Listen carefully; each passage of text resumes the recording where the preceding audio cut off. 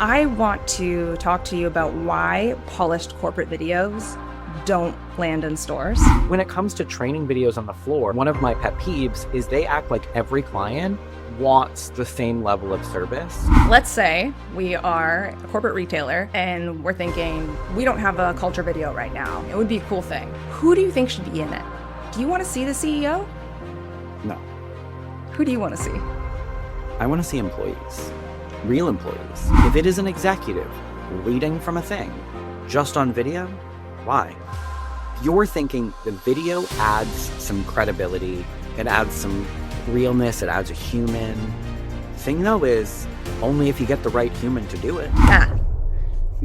In a whole bunch of episodes we've already recorded, there's been an underlying thing that's come up multiple times, whether we're talking about communications or onboarding or change management or culture shifts, anything like that.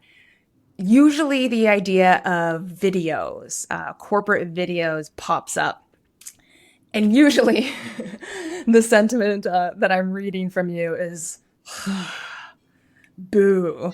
So I think it would be really interesting to focus on that specifically because it is such a common go-to way to communicate various things for large corporate departments.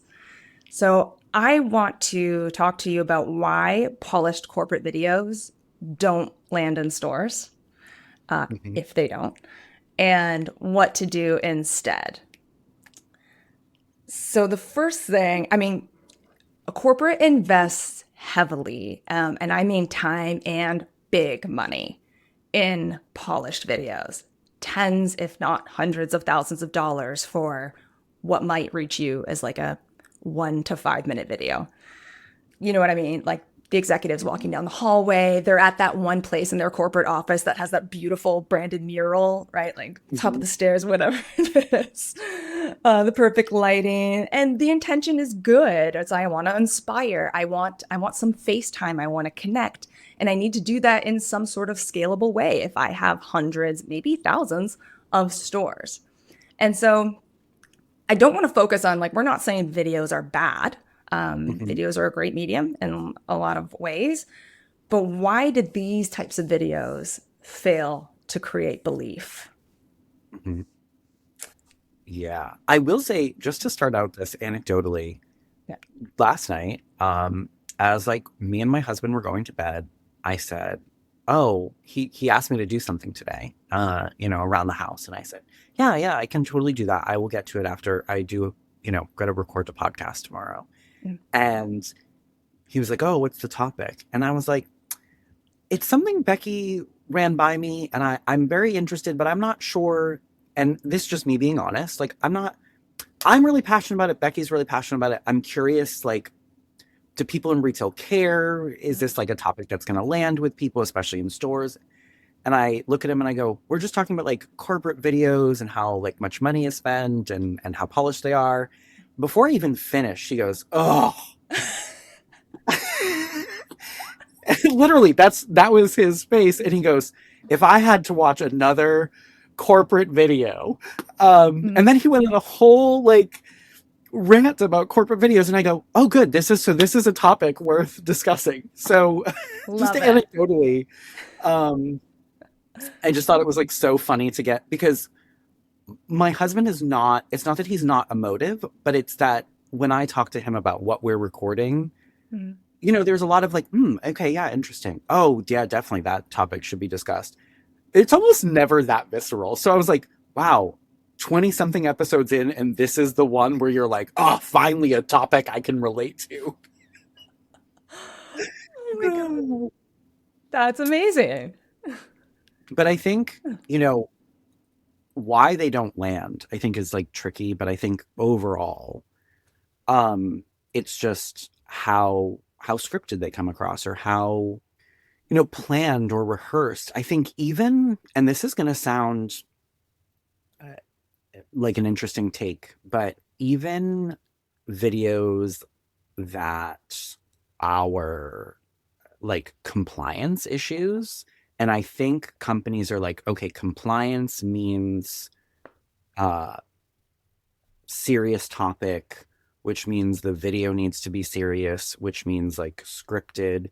And, I was working at a company where when they talked, they had videos for not onboarding, but when you had to take, one of the e-learnings a lot of companies have e-learnings now, and a Mhm. lot of them have video attachments. And, it's going to sound like, I want to say this right up front of the episode, because I think if people are paying attention to our last episode and this episode, they might think that we're saying no matter what companies do, they're not doing it right. Mhm. Because training videos have been either AI in recent years, or overly scripted. And so I'm sure some people are like, oh my God, so what do Becky and Matt want over there? Can't do anything right. I just want a real video. I just want a real human. Yeah. Obviously, it has to be somewhat scripted or planned in a way, but I think even with a compliance issue, and I take an e-learning, and recently this has happened with like health and safety, and it's like some man in a suit with a tie sitting in front of a camera, clearly reading a prompt. Yeah. And he's like, hi, my name's James Johnson Jr. I'm the director of health and safety here at ABC Corp. Here at ABC Corp, we find health and safety to be paramount to your experience as our employee. Health and safety is important. Like, I could have read that. I could have read that. You didn't need to bring in the camera crew. You Right. didn't need to make that poor man who's clearly uncomfortable Yes. speaking like that to do that, because he's like, I'm the director of health and safety. Can I just do my job? Like, you could have either let me read that, or it could have been a voiceover, which would have been a lot cheaper. Right. Um, and then they'll sometimes, and then we get to the sort of like terrible acting or skits. And I think one of the things that I don't think that me or you have mentioned, or maybe we have and I'm forgetting, but I do think that there's like both a cultural and a generational Hmm. component to this, where 50 years ago, yeah, I'm going to go back that far. 50 years ago, it's 1975. I'm working in an office or a warehouse or a manufacturing facility. If there was like a training video and that's how it was, my access to media in 1975 is very different than my access to media in 2025. Hmm. So like I'm being inundated with TikToks and YouTubes. So media my ability to parse what is real, what is fake, who's giving me authenticity, who's giving vulnerability is so good. Like just in general, all of us, right? Like Yeah. we're able to be like, that TikTok creator is just fake. This TikTok creator is actually giving me vulnerability and realness, and that's why I gravitate towards them. And so when you're making these videos about even compliance things, it doesn't come across genuine or real or actually important to anyone, because again, that man looks like someone off camera is holding a gun to his head and he's about to hold up a newspaper to prove that he's been kidnapped today. um so it just doesn't come across real, so it doesn't land. So the thing that you're saying to me, we need you to take this health and safety very important, Yeah. like, I, 4 sentences, I'm zoning out. Yeah. Yeah. Our like BS detectors are Yeah. razor sharp these days, Mhm. super fast. I also think that's an interesting point too, because like to your point about being inundated by, all kinds of short form, especially video Mhm. and various social media platforms. Mhm. Not only is our BS meter razor sharp, but like our attention spans Mhm. for sitting through that kind of just intro and the pace of the cadence of it, even I feel like is like I'm getting physical anxiety. Thinking about like can I scrub through, like what are you saying, what is the thing that you're trying to tell me, just say the Mhm. thing. Mhm. So authenticity is a huge one, and that's a tough thing to do, and I get the thinking, right, because they need to communicate something to a huge amount of people.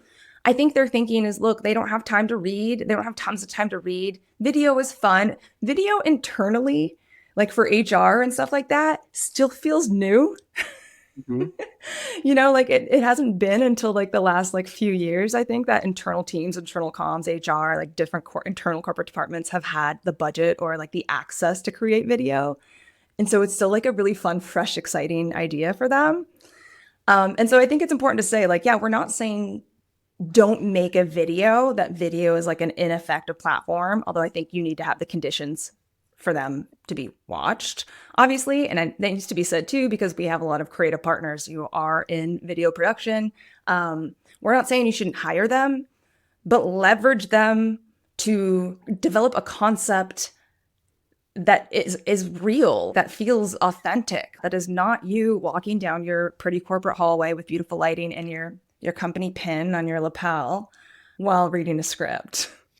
So maybe it would help to get into specifics then, because I think there are some themes of when corporate departments would think, hey, let's make a video and drop 5 to 6 figures on something like this. Mhm.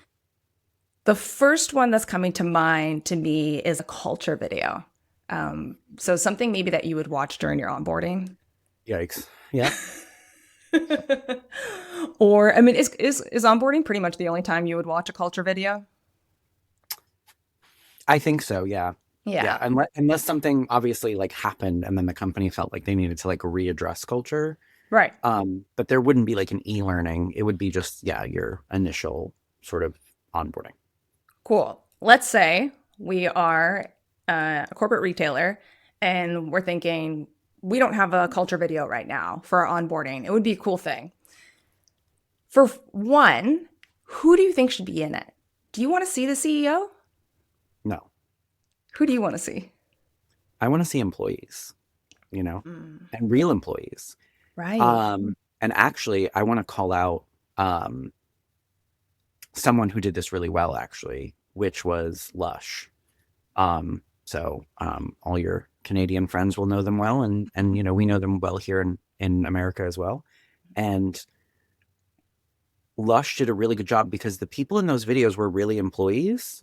And there's actually a couple of them. So, fun fact, one of them was like the head like trainer.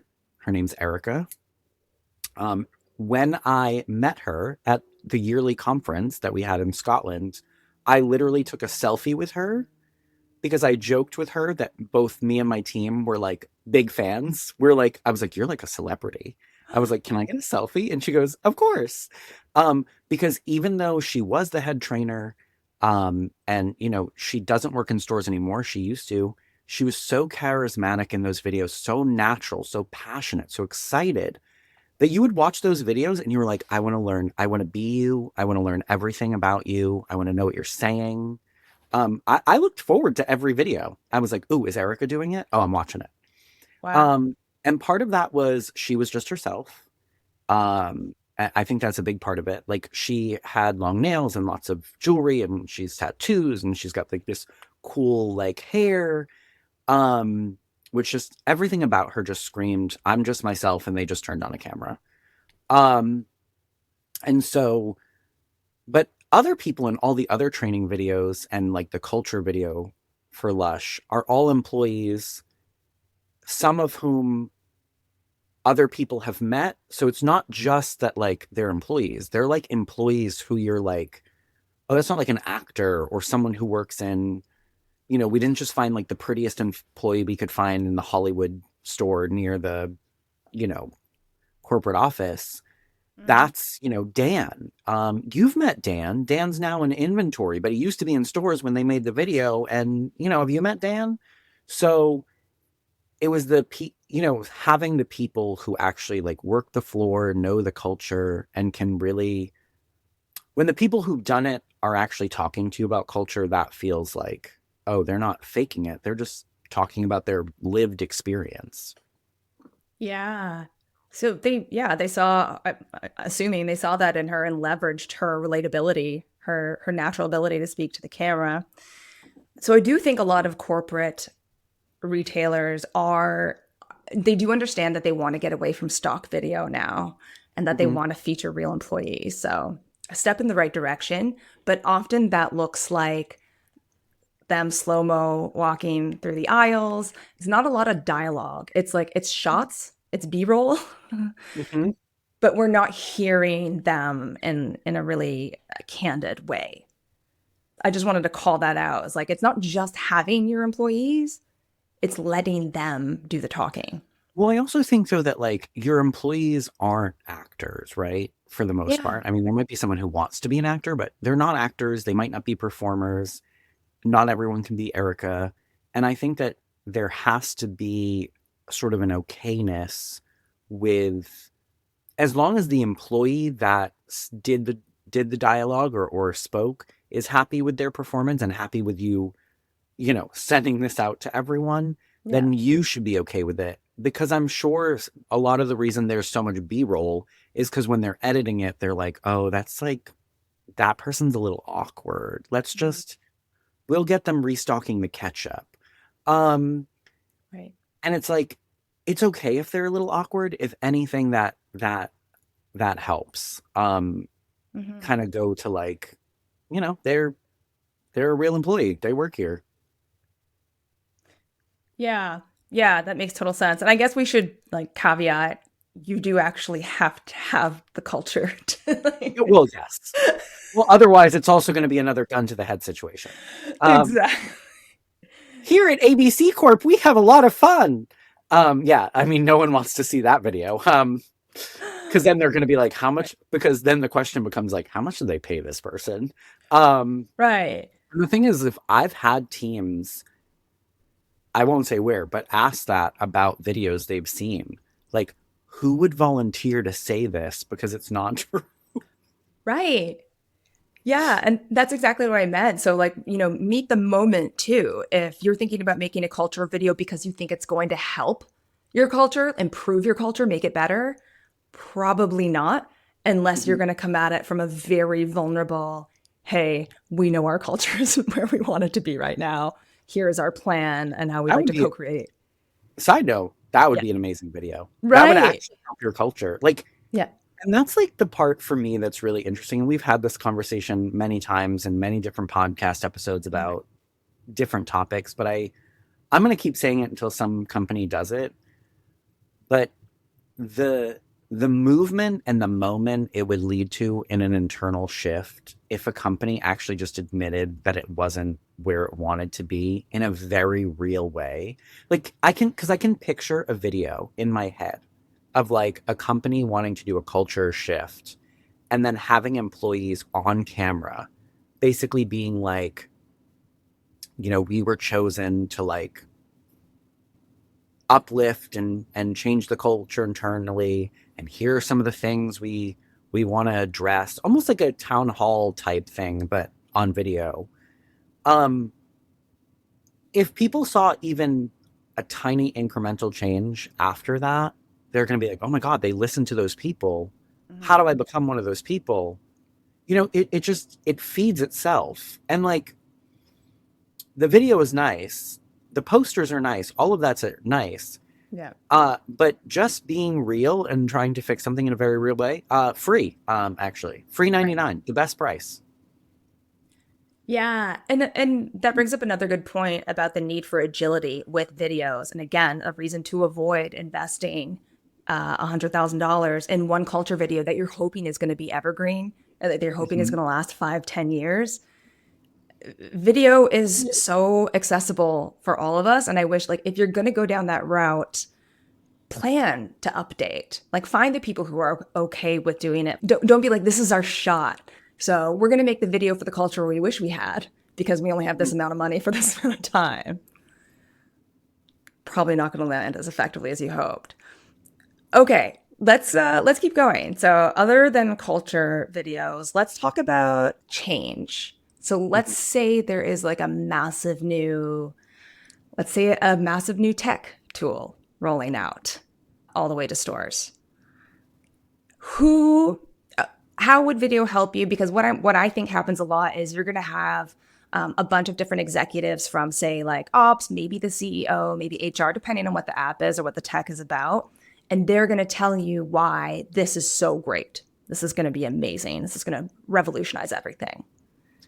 So I think when it comes to new tech rollout, they want the video because they want us to get buy-in before the tech comes, Right. obviously. Yeah. Here's the thing, though. If the tech is so great, you don't need a video. We'll Mm. get it, and we'll just be like, wow, the tech is great.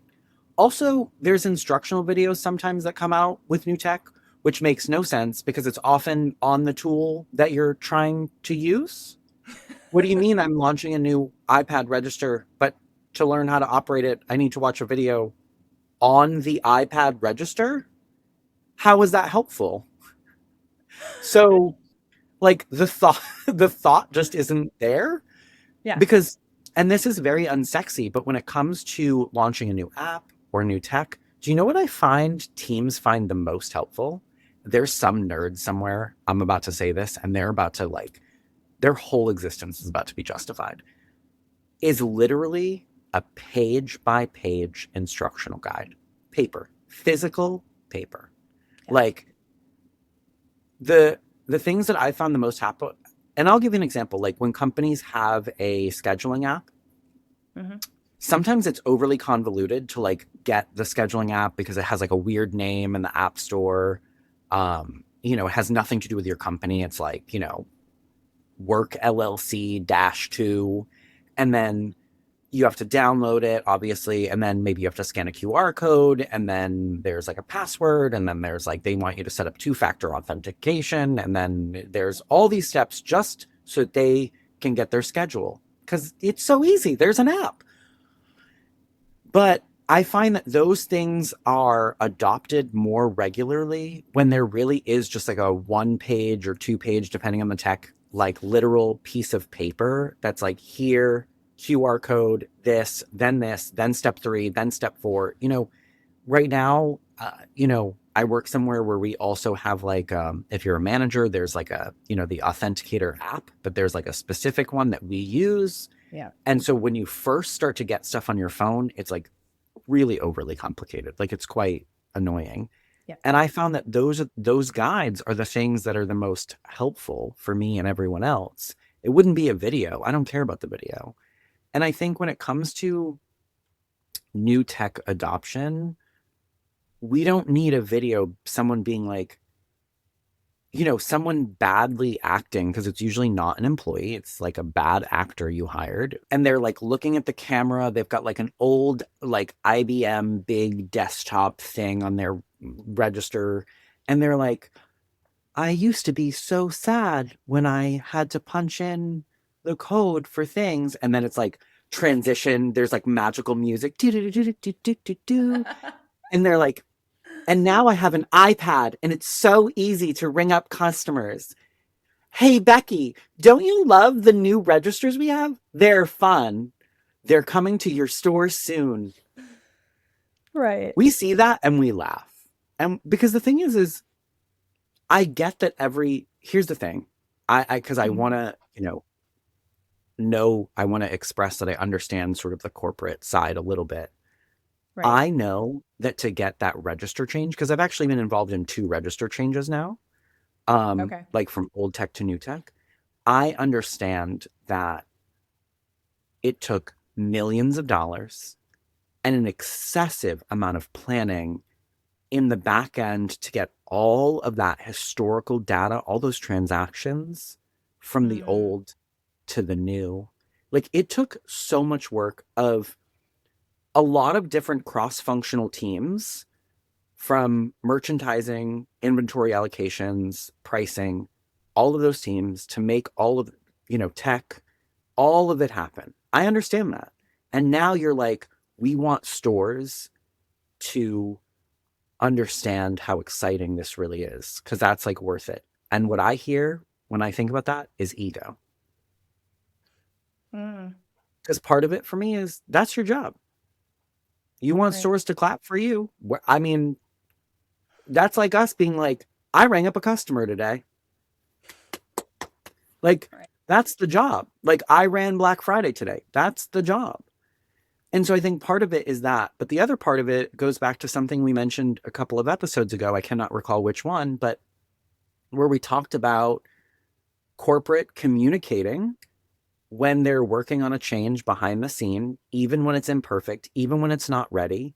Right. And if you had been communicating that all along in some sort of newsletter or intranet or portal, hey, it's not coming for 18 months, but we're working on new registers. And Right. then they give an update 12 months away. Here's what, honestly, you know, it'll be fun. You know what video I want now that we're talking about it?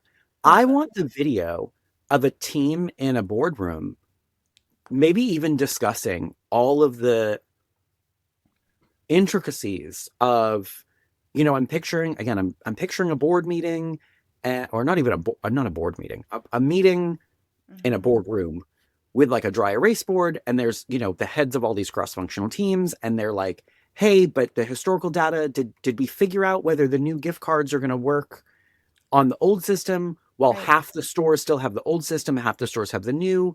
What do we have to do for that? Do we have to give them what data file do they need to make that work? Show me that video, 30 seconds. Doesn't Right. need to be, you know, produced in the intranet. This is where we are with the new registers. Now you've built in all of this like communication over months and months and months Right. of what's happening. And here's the thing, the excitement is building naturally. You can still use your videos, but the excitement is actually really organic. And I'm like, oh my God, they're like, it's happening. They're finally getting rid of these 1985 IBM sitting on my countertop. Real thing that happened to me, by the way. Like we had really, it wasn't 85. It was like mid 90s computers we were working on. And they got changed in 2017 to iPads. And so, but it's like, had that back story been going, Yeah. then you do the big announcement, right? Now you're like, because this is usually how it works with things like that. We've attached an Excel file. You'll find your store. Next to your store, you'll see the installation date, blah, blah, blah. Like, because obviously you can't go live in every store. You know, they do it in waves. Right. And that's where you go, oh my God, we're finally getting them. The excitement is there. Yeah, no video required. Just the email with when I'm getting the thing that you've been building slowly in my mind. So that to me is how you do it, and do it with video in a way that actually builds excitement. I mean, it's such a great point because it solves so many problems. Like it keeps stores aware that you know their problems are your problems, Mm-hmm. that you're working to solve store problems. And to your point of like, you know, a whiteboard or something like that, if on that whiteboard are store centric, store relevant problems that you are considering while you make a decision about how to solve or which tech to buy, that's so much more buy-in than, you know, the CEO or the VP of ops being like, we've heard you. You know, come like when you're a month away from rollout. And I love that point too about like don't oversell the magic of technology. Chances are if you're rolling out an app like this, you're probably a little late to the party, and like all of a sudden something being mobile friendly is not something to highlight in 2026. Well, and that's the interesting part too, is during these rollouts, there's always at least one person on my team, but usually more than one, Yeah. who's like, but did they fix the issue we have with, Right. you know, whatever register issue you used to have? And let's say for a fact, I know that they have fixed that issue. I'm like, yeah, they did fix it. Isn't that exciting? They'll look Mhm. at me and they'll go, I'll believe it when I see it. Mm, Because they don't trust that corporate has an understanding of what the day to day is like. So yeah. the excitement video, again, we've talked about this, can also be like, there can be like almost like a backlash to it. Mm. But again, if you're showing that behind the scenes thing of like, really, there's someone trying to solve this problem for you, again, I think you fix that issue of having to like artificially create excitement.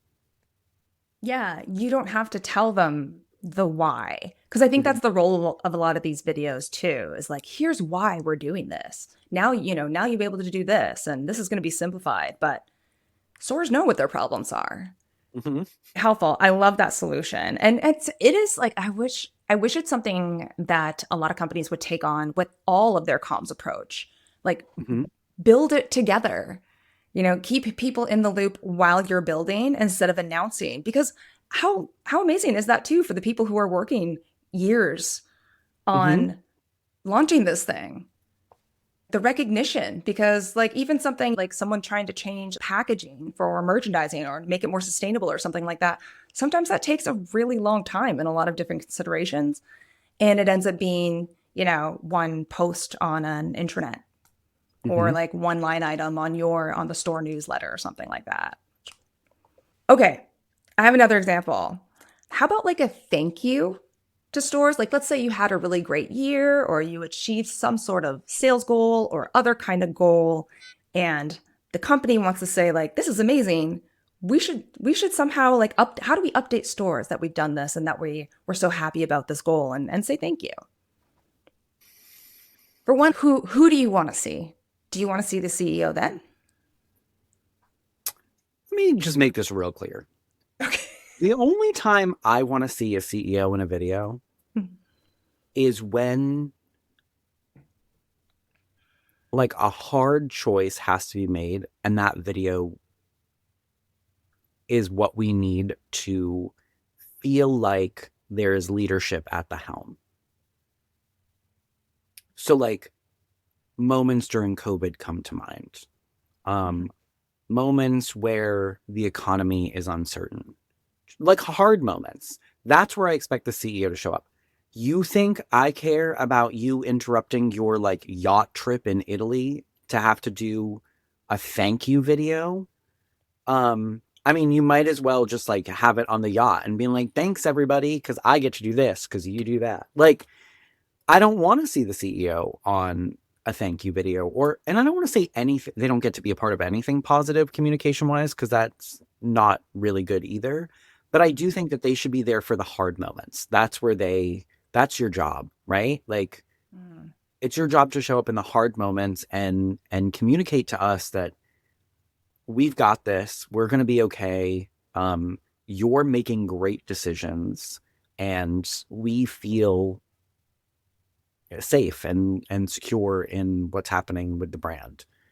And too many times those conversations are left to some head of HR or something who get thrown under the bus. And there is no love lost between me and HR, but I do feel bad in those moments because I'm like, this is not their job to clean up your mess or to like make us feel good about whatever. This should be the CEO's job. So I think when it comes to a thank you video, I don't know anyone in retail at any level who wants a thank you video from anyone. There's no one in that video that's gonna make us feel thanked. Because what are you gonna put in the video? I mean, you know what I mean? Like, is it just thank yeah. you? Because again, that could be an email, and it's like you spent 10 grand on a thank you video. And I Yeah. know that like most employees don't understand that that's the cost, but people just by nature are, I don't want to say selfish, that's not the right word, but they think of their own bubble, right? Hmm. So you're sending out a thank you video, and maybe it was great, and maybe you did even reward them with something, and you want to announce it, and you want the credit almost like, and we're Right. announcing that you get whatever, everyone gets a gift basket, whatever. But here's the thing: every store has its own little issues, and when you release something like that, all that comes to mind is their little issues. Their HVAC that doesn't work, the back room door that doesn't shut right, so people have slammed their fingers on it multiple times. The freezer that they can't put ice cream in anymore, and they have to use basically as a fridge because they put in a work order and people have ignored it. Like, those are the things people think because they go, if you really were thankful, if you really appreciated my work, I wouldn't go into the break room to sit on my break and it wouldn't be, freezing in there because we haven't fixed the heat yet. Or we just are like, well, the heating system's old and it's on the roof and we can't, like, that's how I would feel thanked. Right. So now, if you're going to have a thank you video where you're going to go, as a token of our appreciation, every work order that's currently in the system, we commit is going to be fixed in the next 90 days. Because, and this is a topic for another podcast, but I think that facilities issues and maintenance issues are not appreciated or treated like the morale winner or killer that they are. We Hmm. treat it like it's like this boring side thing because that's like And honestly, shout out to maintenance teams who are like on top of it, because like even though you do a lot of invisible work, it's some of the most important work in retail. Because in my own career, some of my biggest frustrations have been things like that companies just didn't prioritize because they didn't think it was important. I'm talking to you, Old Navy. I bet you that store in Saugus, Massachusetts, still hot as hell in the summer. Um, it was like 85 degrees some days. And they were like, Yeah. well, the mall owns it and blah, blah, blah. And I remember looking at our regional Brian and being like, so no one can go to this mall and be like, we are a $10 billion company. And if you don't figure this out, we won't be in your little podunk sad mall. Um, Right. use some leverage. You'll use leverage for anything else you want on the earth to get better manufacturing costs. I'm going on a tangent here, but all of this to say, that's what people think of when you thank them. They think of all the things you still haven't fixed that are just boring. They're not even thinking about the pizza party or the ice cream party. They're thinking about all the annoying things that they do in their day that you don't care about. Yeah, I hear you. What about though, because honestly, I think your average video for something like this, let's say there's $20,000 Mm-hmm. and and their corporate department is like, we have $20,000 to communicate that we've achieved this thing and we want to both let stores know and we want to say like thank you for the role you played in this. Let's say we have 500 stores. How do we spread that budget? Obviously, we probably can't invest, what's that math there? What did I say? $20,000? 40 Man. bucks. Right. Not going to spread that far, right? Mhm. Is what I'm saying across all of these stores. There's also the fact that like that seems so sad. You know what I mean? Like that almost seems like some like I don't know, Oliver Twists type. Well, so that's the thing though. I think that so many of these things are thought of as money. So I have two thoughts, Hmm. two very different thoughts. My second thought is about if they really want to do the video. So I'll get to your answer. Okay. The first thought though is if you have $20,000 to say thank you, maybe you just write a letter and save the 20,000 for something else and just put it Uh-huh. in the bank or put it in another fund for a later day. You don't actually have to split it up, and it is $40. Yeah. Um, you don't actually have to give every store $40 and be like, here's two pizzas. And if you have more than, well, what are there, 8 slices of pizza? You have more than 16 people, first come, first serve. Yeah. Um, but so you don't actually have to do that. It doesn't have to be money. And my example about work orders and stuff like that, that's stuff that's already in the budget. So Right. you're going to, whatever. So you don't always have to spend the money just because you have the budget, you know? This is like, you know, irresponsible spending 101, right? Just because I like have 20 bucks to blow at the mall doesn't, you know what? I can just put it back in my wallet. I don't need to spend it. I can leave the mall. Um, but second, if they really want to do a video, like if someone's like, no, we're doing a video because, we're committed to this idea. I think that the video needs to be with someone who can be really candid and Yeah. like real and come across as authentic. And I would say that they need to have an idea of what they're going to say on camera, but they can't have a script. Yeah. Like they cannot have a script. They cannot be reading, because if you're going to read for a prompt for a video, just send an email with a newsletter that Hmm. says thank you. Why would you read from a prompt? Yeah. This isn't an audio book. I don't need the audio version of a newsletter, which is what you're doing. I mean, I would argue that for all videos that we're talking about. If it is an executive reading from a thing just on video, why? I need to see their face for what? Are they cute? Like, why do I need to see their face? They're probably not cute. I mean, um, but so, but it's like there's no reason for them to be on video because here's the thing. If you're thinking the video adds some credibility Hmm. to the thank you, it adds some realness, it adds a human. The thing though is only if you get the right human to do it. Right. Only if you get the most charismatic, real human. And I would argue, not the CEO, maybe like a VP, maybe it could be really anyone. Please, not someone in HR. Like, if you're going to thank stores, it needs to be someone in the direct store channel. Right. So, regional VP, someone, a good number of stores have met that person, and then they need to know that that thank you is sincere because Mhm. they've met that person and know that that is how that person communicates. Because otherwise, you just spent $20,000 to hurt morale. Right. Because they think, if they think it's fake, if they think, or if it's someone they've met and they're like, that person doesn't give a crap what we do. And that's Mhm. them just because they're just trying to become president. This VP is trying to become president. So that's why he's doing this. Because every time he's in my store, he's a jerk.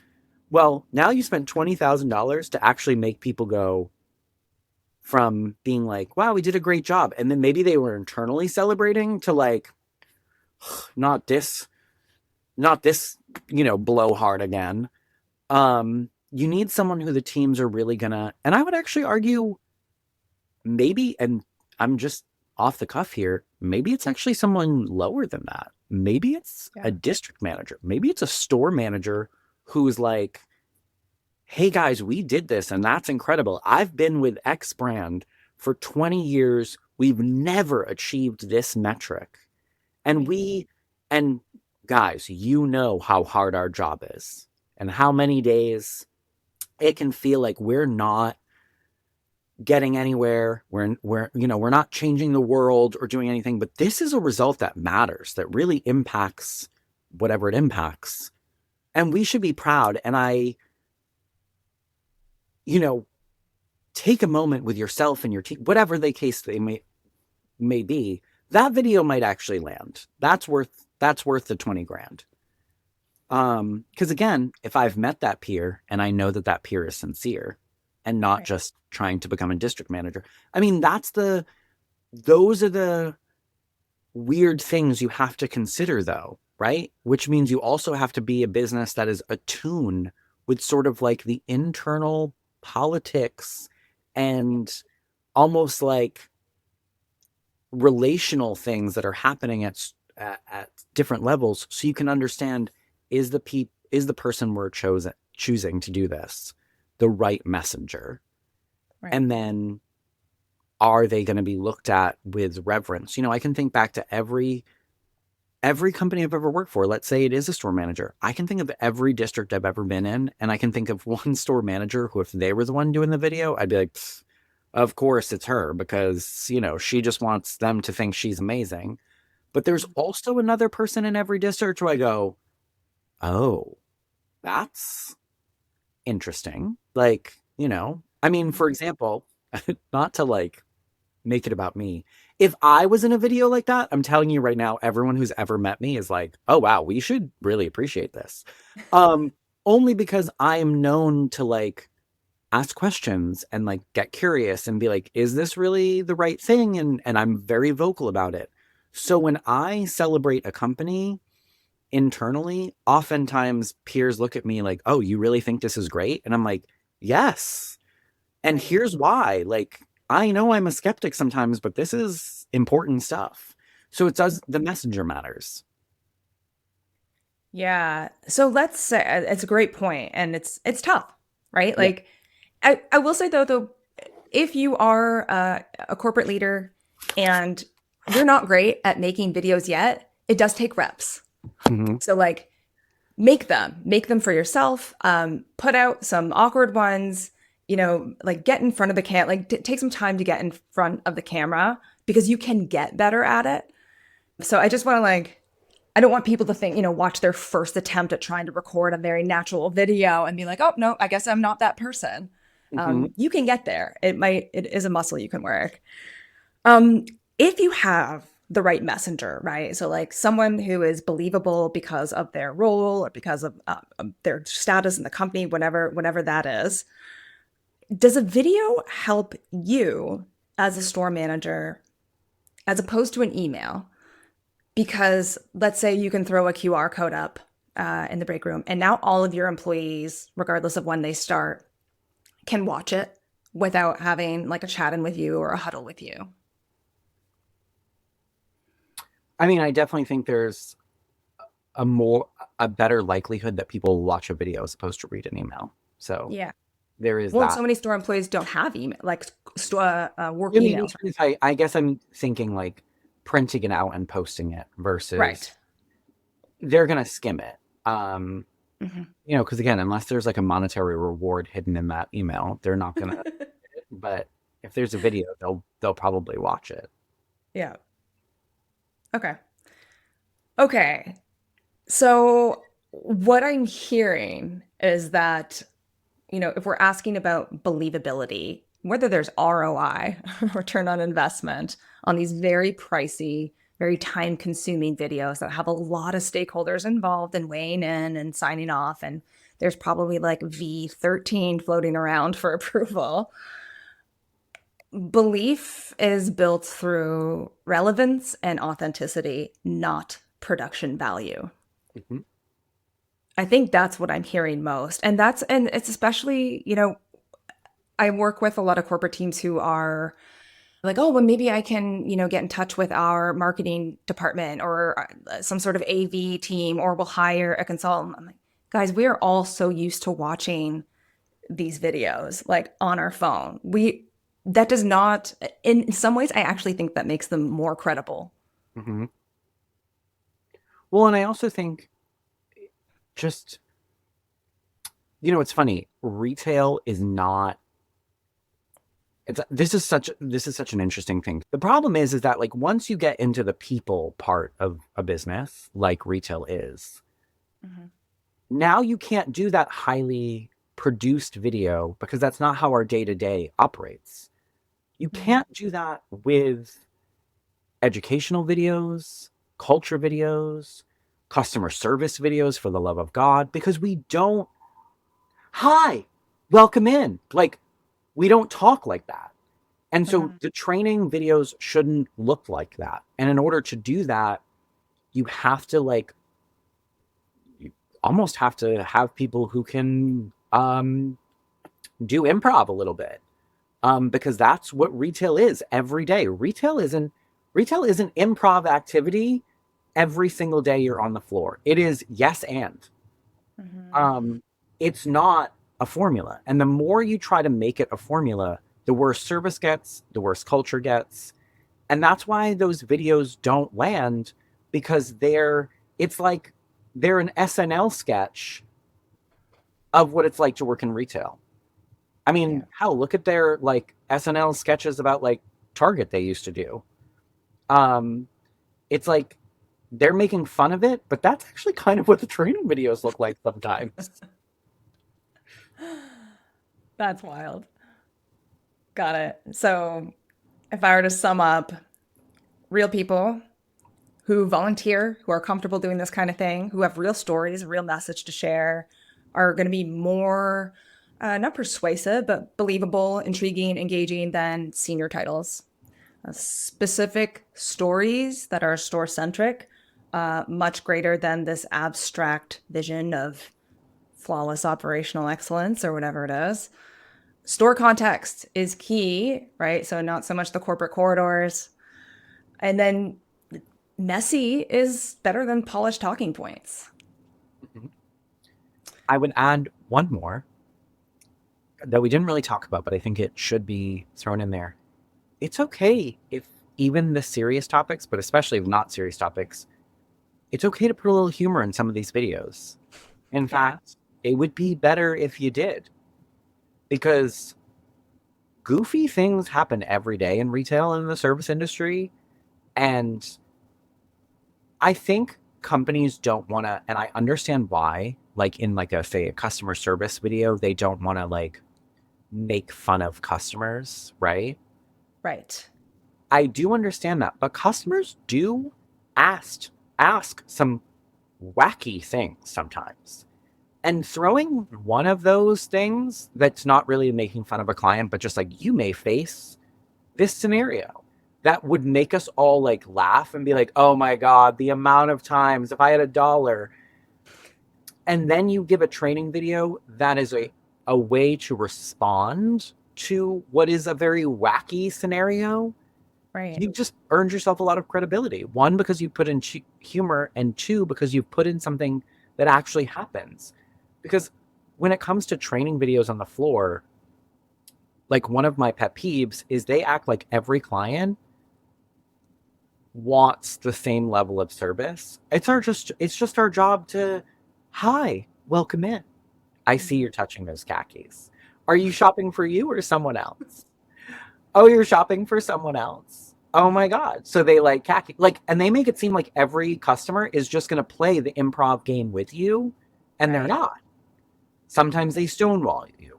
Sometimes they throw you for a loop and they're like, well, I used to buy these khakis, but now the quality sucks. So I'm just making sure that, oh, nope, it still feels like they suck. You didn't go back to the old ones. And I'm not saying you need to make that video, but if you did, I'm watching it. Because how do I respond to that? Teach me. If customer service is so easy, please make a video.